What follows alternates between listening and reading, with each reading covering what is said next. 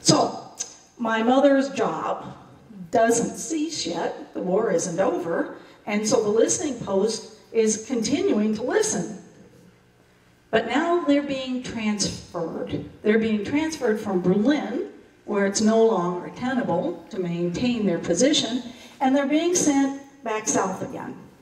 They're being sent to the Black Forest, to the Doble Mountain. It's not a really large mountain. It's like the Appalachians, kind of a nice hill, Black Forest. Okay?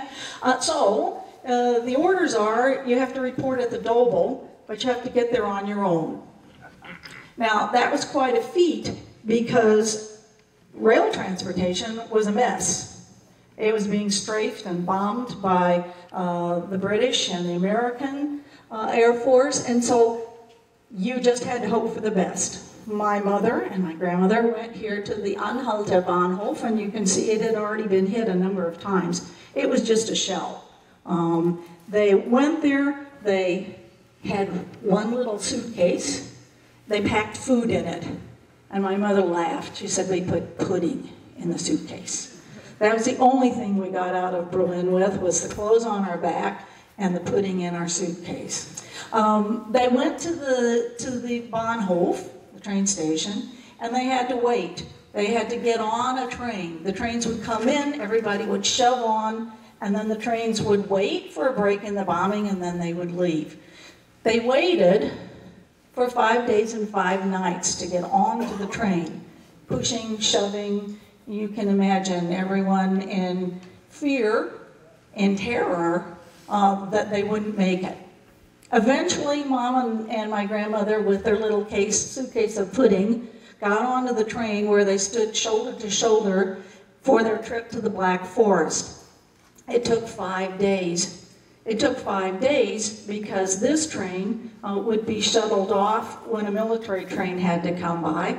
This train would also try to avoid the strafing and the bombing. And so the trip that nowadays takes 5 or 6 hours took 5 days. But eventually, they do get to the Black Forest and to the Doble. My mom reports for duty at the listening post, but things are not getting very good because now the French are attacking from that area and coming into that Black Forest, into that area.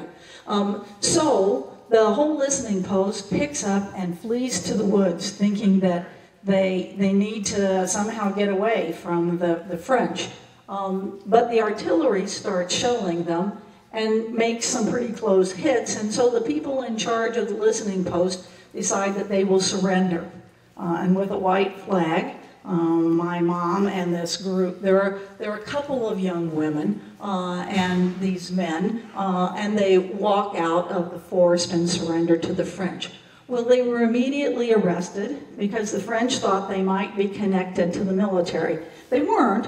They were connected to the Auswärtige Amt, which wasn't the military, but the French didn't know that.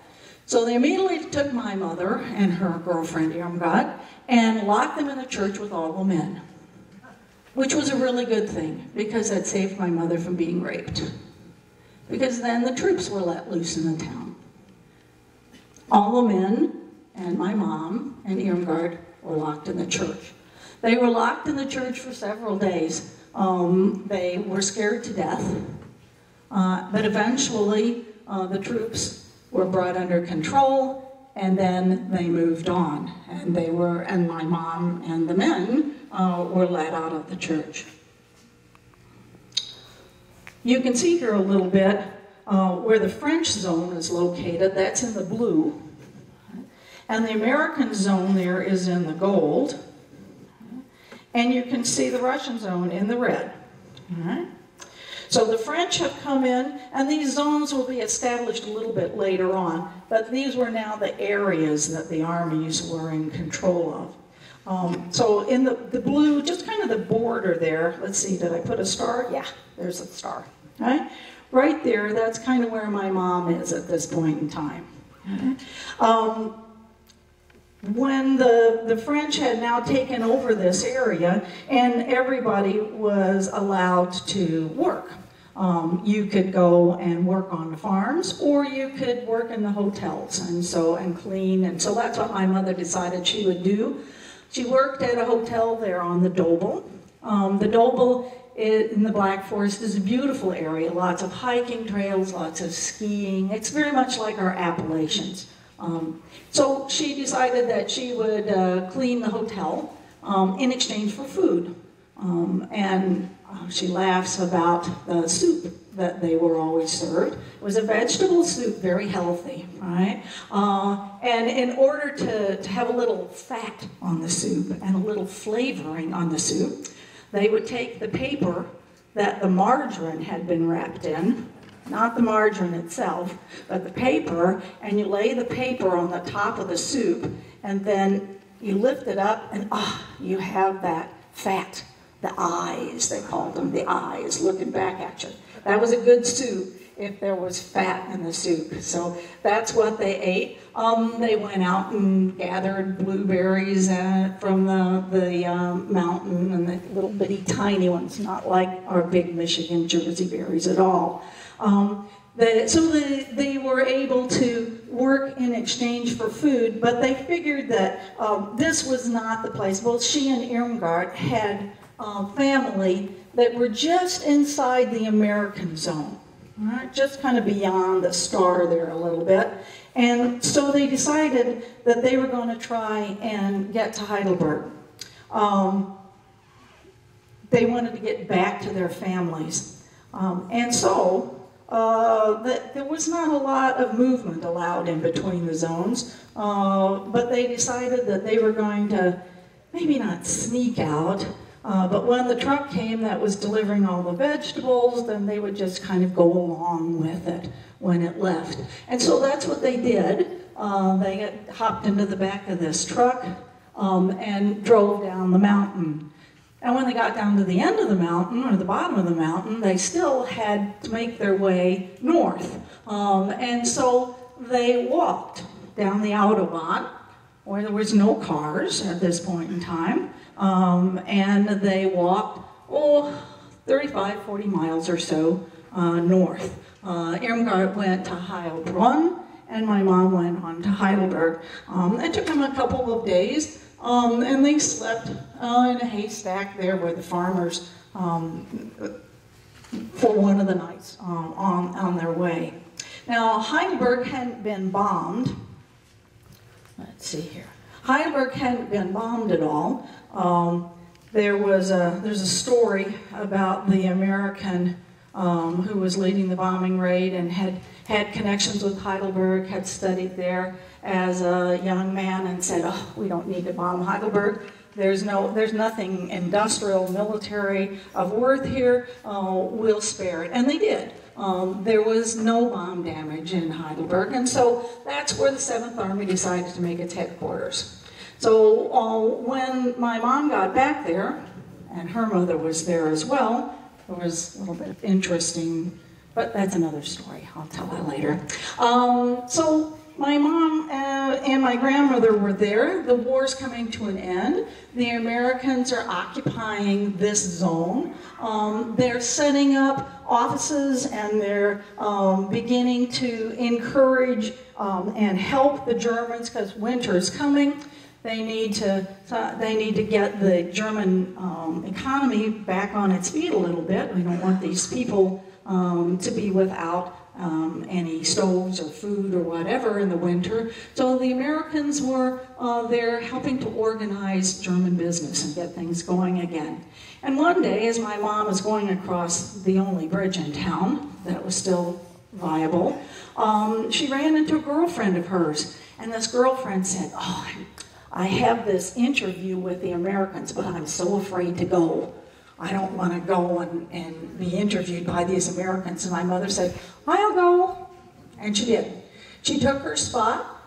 She went to the Americans, where she wowed them with her German and her French. And her English, she wowed them with her English, because that's what they wanted to hear, right? She started working for them. She always likes to tell about the captain that was in charge. He was from Texas. And he drawled, and she was trying to be, listen really carefully and translate, but they sort of took her. This is my mom at this point in time. They sort of took her under their wing, and they kind of liked having this cute Fräulein, and that translated and went around with them to various businesses and helped them set things up, and so things were going well. They went around, the captain from Texas was very proud of his Fräulein that he had here, and the fact that she was really intelligent, could translate and do all that stuff was even better. And so he took her around to show her off at the office. And that's where she met my dad. This was Captain McAfoo's, Captain John, Captain Mac, they called him Captain Mac. And so pretty soon my dad got a Jeep and they went out for a date. And my mother, she said it took her 2 days to figure out what to wear. Oh, I was going to show you. She wore that suit because that's the only suit she had. So every day, that's what she wore. And she borrowed, she had gloves, and she had, she wore her suit, and when she went on the first date. So the romance started, but I do have another little story. Do we have time for the ocelot coat or not? Possibly not. Possibly not. Oh, all right. Okay, no ocelot coat. Real quick. My mother goes to Berlin. The Russians don't want her to come back. They don't want to let her back across the zone. But the lieutenants that she had gone with, she went to check on her dad who was in Berlin. But the lieutenants that she'd gone with, let me show you, there she is in her ocelot coat. They knew that they had to get her back or else the captain would not be happy. So they rode up and down until they could find a Russian officer who was willing to negotiate with them. And my mother was allowed to escape back into the American zone for 3 cartons of cigarettes and 5 K-rations. And this is a piece of that ocelot coat that she was wearing. So thank you very much for allowing me to share a little bit of the German civilian side.